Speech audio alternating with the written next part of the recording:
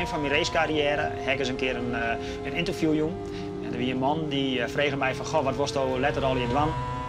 Toen heb ik gezegd, ik wil graag de TT rijden. Ik wil WK Superbikes rijden. En ik wil graag naar het eiland Man.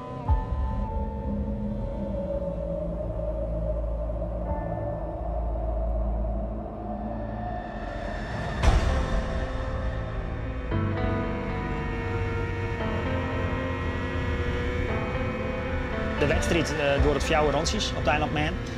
Fjouwer keer ruim 60 kilometer is 240 kilometer. Dus eigenlijk rekening maar van Friesland tot aan Limburg een wedstrijd. Zonder de snelwegen te pakken, alleen nog wat bentrodiekjes. Nou ja, wat wil je nou nog meer? Dat is toch super? Er staan huizen, er staan pijltjes, er staan biem, er staan van alle andere dingen naast de baan. Dus wat dat betreft wil het wel iets meer oppassen.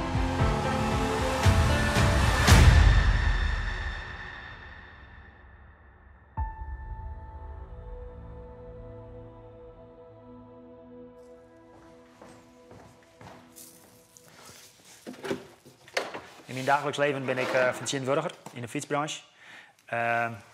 Ik moet aan de ene kant omzet binnen van mijn werkjouwer en aan de andere kant omzet binnen ons sponsorbedragen of ons materiaal zodat wij racen kunnen. Ik wil volgens mij op mijn 8e of 9e al een crossmotorkepie. Terug is mem en dergelijke mocht ik net die crosser uiteindelijk kepie. En omdat ik dat toen net mocht, heb ik daar heel erg van geleerd. Om het gewoon net te vregen. Dus de crosser die ik ernaar gekocht heb, die heb ik gewoon gekocht. Zonder dat dus men dat wist. En ik heb verschillende keren bij een boer gewerkt. En uiteindelijk werkte ik bij een bonnenbedrijf in Simerum. Maar daar heb ik heel wat oertjes gebracht om het uiteindelijk financieel op een rit te krijgen. Om als jong jonkie te beginnen met racen. En uiteindelijk op mijn 15e, 16e heb ik mijn eerste race 30 keer in. En volgens mij de laatste 10 jaar hier rijd ik altijd al superbikes. Met een superbikefiets hij zit met 200 pk en met een supersportfiets, we hebben nu maar rijden gaan, hij ongeveer een 124 pk. Het verschil is duidelijk merkbaar. Maar goed, desalniettemin voor het eiland Man vind ik dit wel even prima de eerste keer. Ik ben heel benieuwd hoe het gaat en hoe hij zich daar voelt. En ik weet dat hij er heel veel zin in heeft. En, ik gun Bertus de hele ervaring. En ook al is het maar iets om de bucketlist af te vinken. Van ik heb het gedaan en ik heb het ervaren, ik heb het zweetje geproefd. Ja, dat gun ik hem van harte. Het is niet voor iedereen weggelegd en ook niet iedereen heeft ambities om daar te gaan rijden. Je moet er echt wat mee hebben. Eén die gaat graag op het circuit rijden en die vindt dat uitdaging genoeg. Maar goed, er zijn ook genoeg jongens tussen die heel graag op straatcircuits rijden.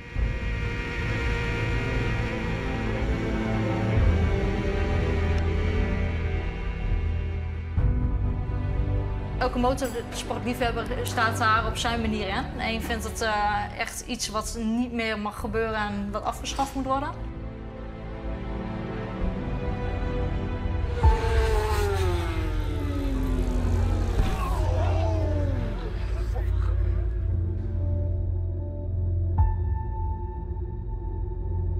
De race op het eiland Man is de allergevaarlijkste van de wereld. Door 100 jaar binnen er meer dan 250 coureurs verongelukken.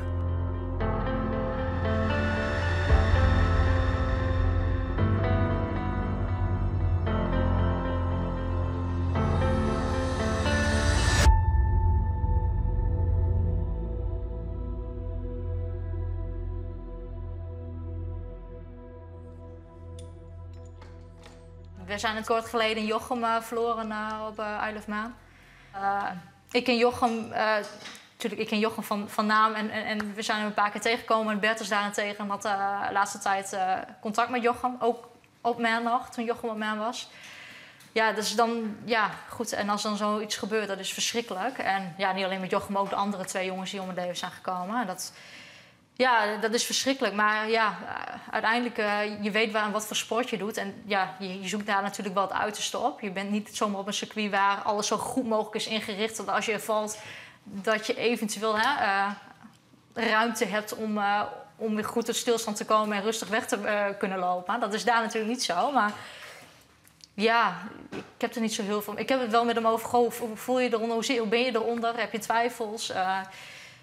Nu dat het met Jochem is overkomen, dan heb je zoiets van: ik wil niet meer. Maar hij zegt: nee, ik ben eigenlijk net zo gedreven en als dat ik in het begin stond. Dus ja, dan heb ik zoiets van: dan moet je ervoor gaan. Ik denk dat het wel voor hem wel een pluspuntje is dat ik hem daar grotendeels van begrijp. Ja.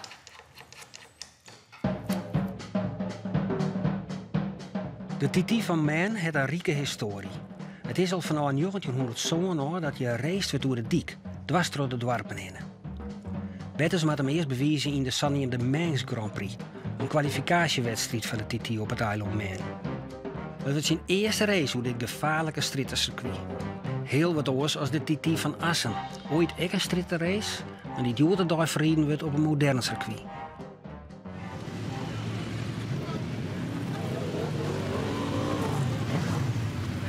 Ik volg Bertus al een aantal jaren hier op het circuit van Assen, maar ook andere circuits waar ik Bertus al tegen ben gekomen als coureur.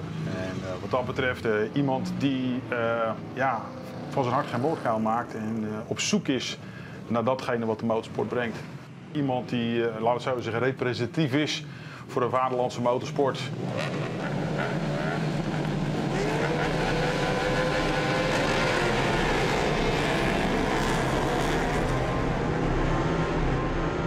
Het mooie aan racen is dat je het idee hebt dat je de motorfiets onder controle hebt. Op het moment dat je in een bocht gaat, dan voel je het rubber wringen onder je. Op het moment dat je op een gas gaat, dan krijg je zeg maar, een schop onder de kont. Ja, dat is echt bijzonder. Dat is motorracen. Dat is heel wat anders dan gewoon op een dik rijden. Ik zelf op een dik rijden doe ik eigenlijk nooit. Want ja, vind ik om eerlijk te zijn, het leven is gevaarlijk. En ja, ik vind er niks aan. Als ik op een motorfiets rijd, wil ik graag een motorfiets uitproberen en zien wat dat ding kan en wat ik daar mooi kan. Maar op dit moment heb ik die adrenaline-kick niet meer. Dus op het moment dat er een wedstrijd is, dan doe ik mijn helm op, dan doe ik mijn dinkie. Heel raar zijn. Alleen dat ik mis dat kloppend hart op het moment dat ik op die motorfiets stap.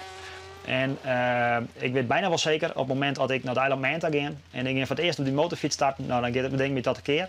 En daar heb ik zin in.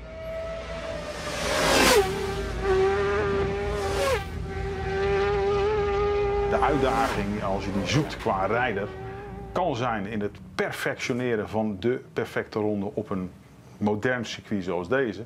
Of je gaat terug naar de roots. En de roots, ja, dat is dan toch old school road racing. En dat is de pure vorm, racen tegen de klok en kijken wie het snelste rondkomt. En als je ooit een keer echt, noem het maar het mekka van de motorsport meegemaakt wil hebben, ja, dan ga je een keer naar Maen toe.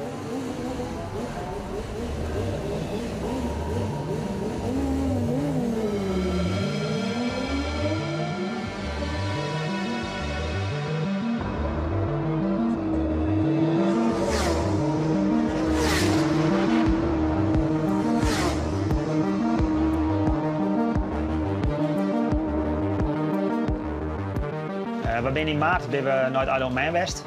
Dat was een verplicht nieuwkomersweekend. Tijdens dat weekend hebben we met verschillende instructeurs rondjes gereden. In totaal heb ik nu 8 rondjes gereden met 8 verschillende instructeurs. Tijdens die training krijg je alweer ezelsbruggetjes die helpen te herinneren van waar ben ik nou en waar moet ik hier aan passen.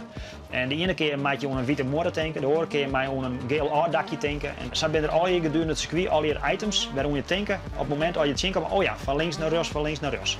Dus op het moment dat je de dwarpen binnenkomt, dan weet je gewoon, ik moet net aan de linkerkant of aan de rechterkant van die gele streep terug te komen, want dan heb je daar gelijk de stoep rond. En zo zijn er al je items die daar gedurende het hele jaar staan om u te helpen veiliger het circuit rond te kunnen gaan. En ik weet ze nou nog lang net al hier, maar ik hoop dat ik na een eerste weekend dat ik daar een soort zelfrieden heb zonder dat het op snelheid gegaan is, dat ik me al die ezelsbruggetjes weer een beetje kan herinneren.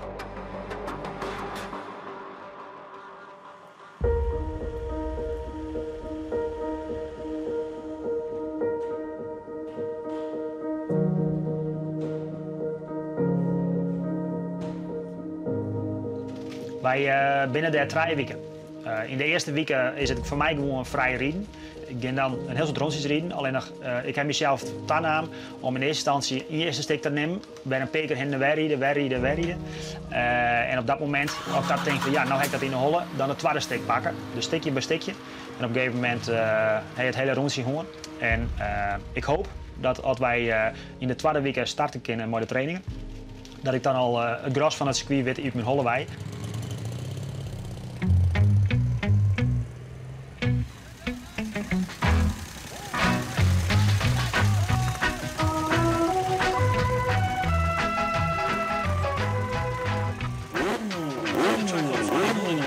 TT, and I've had a couple of people say, yeah, can you play that again? So we will. We'll do the motorcycle song from Arlo Guthrie.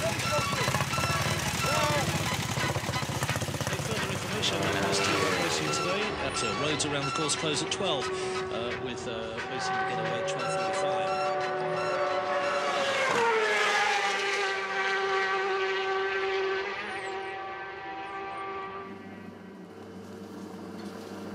Eerst de eerste heuveltje. Kijk als je een beetje loskomt. En dan hoor je. Komt hij. 1. Wow. Vol in size. Nou, schrikken. Kijk, ik merk, ik gelijk even van gas al, hè. Betters is met zijn ploeg intussen 2 weken op man. Hij is zijn eerste trainingsronde goed terugkwam en broek nog alle tijd om het 60 kilometer lange en complexe circuit uit de holle te leren. Ingen liet smisserke kan hem vertaald worden. Eerste training, eerste paar bochten al, dacht ik al van wat doe je? Het ging zo extreem hut van Mindwan al, dat ik zoiets hier van nou, als dit het is, dan... Ik kwam echt het eerste rondje terug en ik kwam in de pit staan en ik stier echt de bibbering. En volgens mij wie het bleek, zo extreem, de meesten die helpen me naar plakken, dat ik denk van nou, dat kan nooit.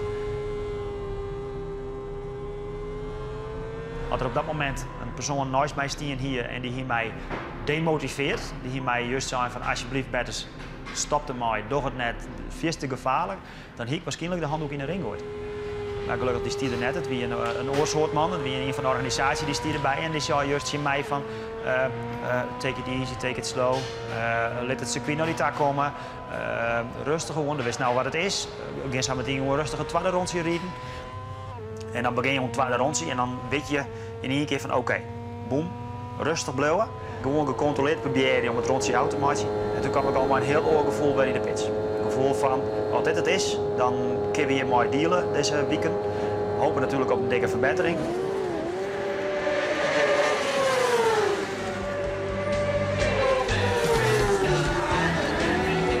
De helikopter die broekt eigenlijk lekker volle petrolie.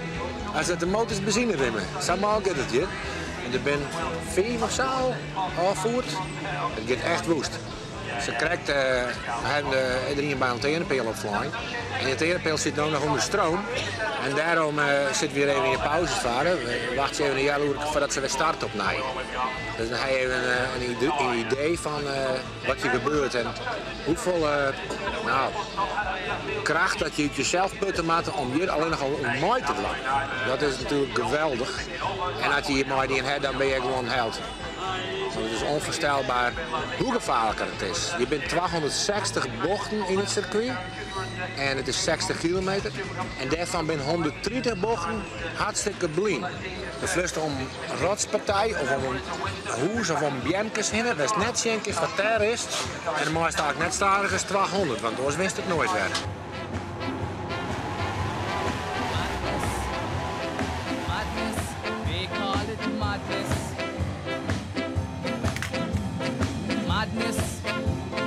Madness, we call it madness. Madness, Bertus die ziet hij al jarenlang elke keer wel een keer te visjes en dan zei die kar. Dan moest maar zijn wat van me uitzieken, want ik wil eigenlijk naar het Island Man. En dan dacht ik eigenlijk van nou ja, ik weet eigenlijk wat om te traineren en ik dacht van nou ja, dat lijkt me beter voor net.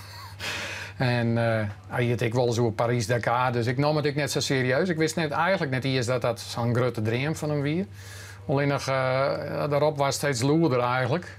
En ouder dan hier, steeds maar heel wat hier. Toen begon ik er toch wel heel vaak over. En toen kon ik het net met Chin horen eigenlijk. Dus toen ben ik contact opgenomen met de organisatie, mailt, lobbyt. Want ja, dan wist je net samen lid. Er moest er wel wat gedaan. In feite kon het erop deel, moest uitnodigen worden door de organisatie. Dus ik moest eigenlijk beter een beetje verkepen. Nou, dat is dus lukt, want we zitten hier. Ja, motorsport is altijd gevaarlijk. Maar nou weer één keer binnen, ik weet ik wel bij vertrouwen in. Want hij pakt het precies aan zoals het eigenlijk moet. Wat de meesten aanjouwen en dat is gewoon doorgaat rustig, stap voor stap, net de hut. Nou, dat is precies wat hij doet. Dus, En hier is het bij mij even een eentje, even het gas terug. Hier heb je zometeen ook weer een witte muur. En wat is nou zo eng in die witte muur? Kom je daar nou steeds zo krap bij langs dat je denkt van, witte muur? Of is het gewoon puur die witte muur dat het tussen je oren zit? Ja, precies, dat laatste. Okay. Het zit tussen de oren dat ik denk, die witte muur. En ik heb al 2 keer gehad dat ik hem bijna tegen die witte muur aanreed op het moment dat je de bocht uitzet. Dus daar zit ik een beetje... Ja.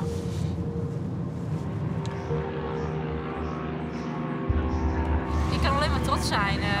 Je weet niet wat je moet verwachten als je hier komt. Het is alleen maar van beelden en dingen. En dan ga je hierheen en dan moet je je rondjes gaan doen.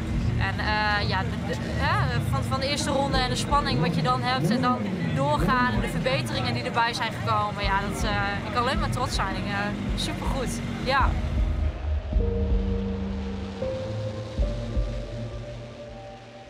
Nu kunnen we nog even rondkijken, even genieten van wat er allemaal nu gebeurt. De meest bijzondere motoren staan hier. Ja, de meest gekke dingen kom je tegen. Dus we kunnen nu nog even genieten. En straks klaarmaken voor de race van Bertus. Dus we moeten nog even wachten. Maar ja goed, hier vandaag rondlopen is geen straf. Good afternoon to you, sir. Yeah, good afternoon. Are you well? Yeah, nervous. Classic TT race, you're bound to be nervous. What about practice and everything? How's it all gone? Tell the listeners.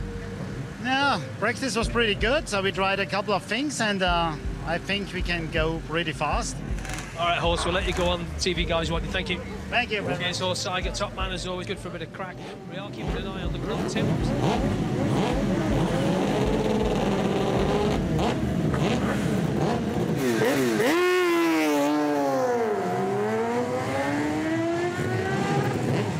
Horst Seiger, he's away. Hello, this is Horst Seiger.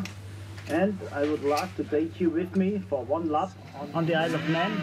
I start together with Guy Martin on his factory Honda. Horst Seiger is gewoon een top 10 rider. Wel echt bij de grote jongens is maar. Hij is volgens mij eens een keer privateer teams kampioen geweest. En dus zonder ondersteuning van fabriek toch de beste rider. Hij reed in 3 verschillende klasses. Ja, een die echt een soort lef heeft. Dus het is wel mooi om te zien hoe hij die bochten doorsnijdt natuurlijk. My top speed was 174 miles. This is 280. 280 on a 25-year-old 750. I think that is pretty fast. No, really good bike, really good. And also handling, really good. How did you go on? I almost had my qualification time, 102, but my bike was leaking oil. I just thought, oh, it's a little bit oil, so I go further and further, and I went to the start-finish line. I had my own PR, but when I get to the trailer, whoa, there's more than 1 liter off the bike. It's getting dangerous. If you crash here, there's no point to carry on. Just stop, have a look at the bike, and start again if you're sure that's not something going wrong. Afterwards, I thought, could be. Think about if you're on the mountain with, don't know, with 230, you go in a corner and you crash. Afterwards, it's not worth. Yeah.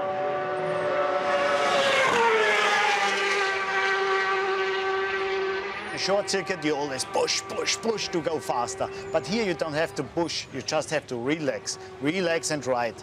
Don't try to push, just ride. You will become faster from alone. I tried to push in my 2nd year when I was here and ended up in Nobles Hospital.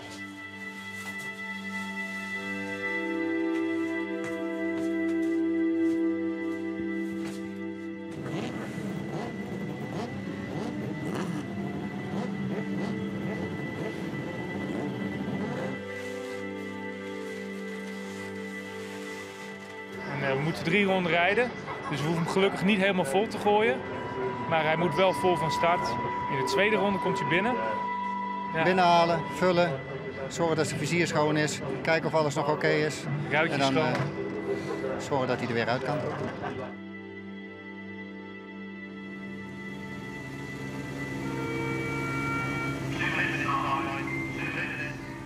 Manx Radio TT, powered by MediaTek Advertising. Manx Radio TT. Yes, welcome back. A very good evening, and we've got now the start of the newcomers Manx Grand Prix.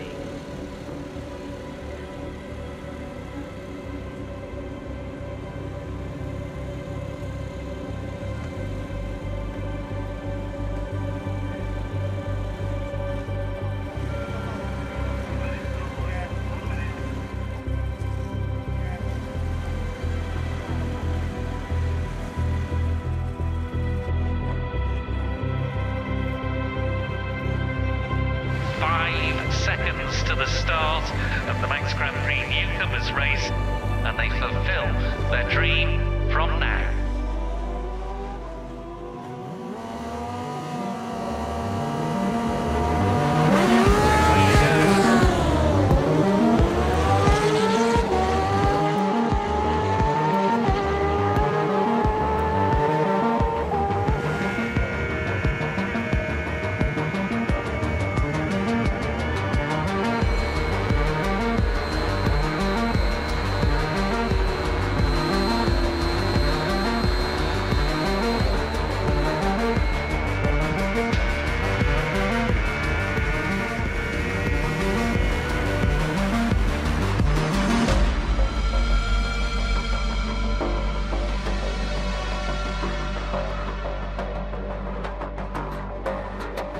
Ik heb me heel goed begrepen dat mensen dat denken. Van die rieders zijn hartstikke gek of waarom doen ze dat?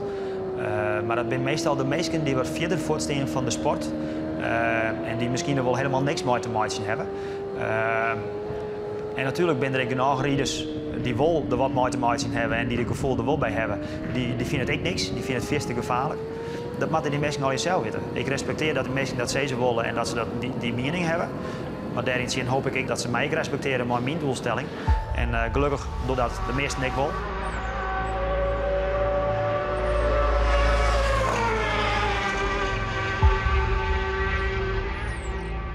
Het is wel heel erg spannend, want het is wel een heel lang stuk voordat hij weer bij start-finish is. Ja, en dan schiet hij voorbij, dan is hij weer weg. En dan denk je, ja, dan gaat de volgende procedure in van weer zo goed als 20 minuten wachten. Maar ja, het is even die glimp dat hij voorbij schiet, dat is dan wel weer even een kicken en een lekker gevoel. Ik denk van ja.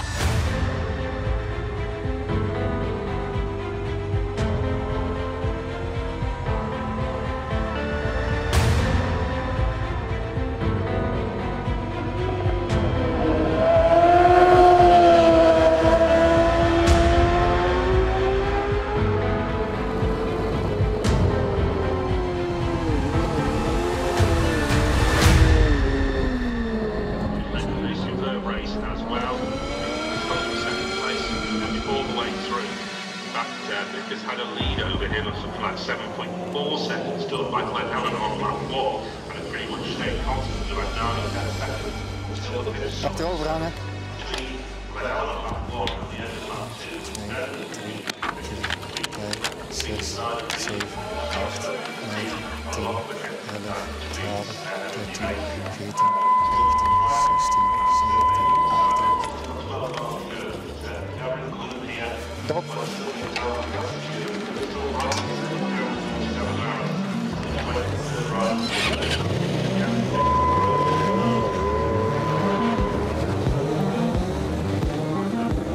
Ik heb heel veel mug afgehaald, hè? Ja, maar ik wil hem nog droog vegen. Dat had je niet gedaan? Nee, hij wil wel weg. Het is zeuner slopen dan dat ik verwacht had. De jongens die keken maar en zeiden van ja, maar nog gaat wel goed, je trekt een beetje wit weg. Maar het was gewoon, ja, ik was gewoon opeens zo gespannen. Want ja, je weet ongeveer waar hij dan rijdt en wat hij tegen gaat komen. Maar ja, er zijn ook een aantal punten waarvan ik weet, ja, het zijn best wel creepy plekken. Waar veel bomen zijn en waar het gewoon hartstikke donker gaat worden.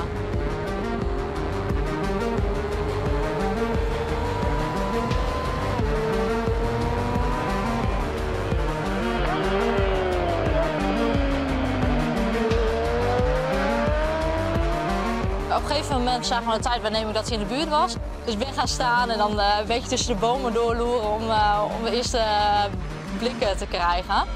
Maar er zaten wel meerdere Nederlanders op de tribune en die ook al riepen van hij komt eraan nog, hij komt eraan, hij komt eraan.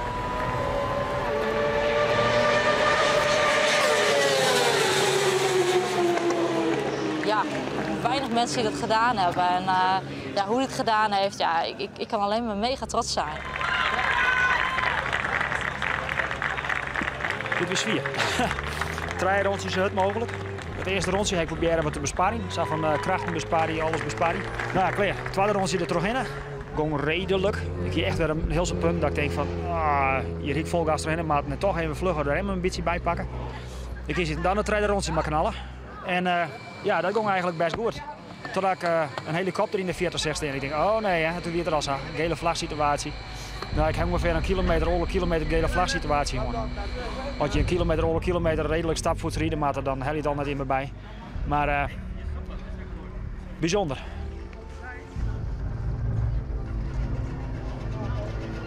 Wat je dan zegt dat er een dikke 30 nijkomers binnen. Uiteindelijk ben ik daarvan 21ste geworden. Uiteindelijk in een race binnen de 4 onderuit gaan van de 2 in het ziekenhuis lezen. Gelukkig hebben wij het oranje hark in. Maar achteraf, jongen, voortreffelijk, geweldig mooi. Om te ervaren hoe het is om die eerste première zo goed mogelijk te gaan. We hebben een mooie herinnering. Het is alleen nog als sportman zijn dat je graag even wat meer wil. Ik heb mezelf nog wat meer triggeren om de grens in te gaan. De grens die je natuurlijk in je lichaam gaan zitten en op de motorfiets. Maar goed, het is wat het is. En we doen ons best om eventueel volgende jaar weer in te kennen. Dus hebben we een herkansing.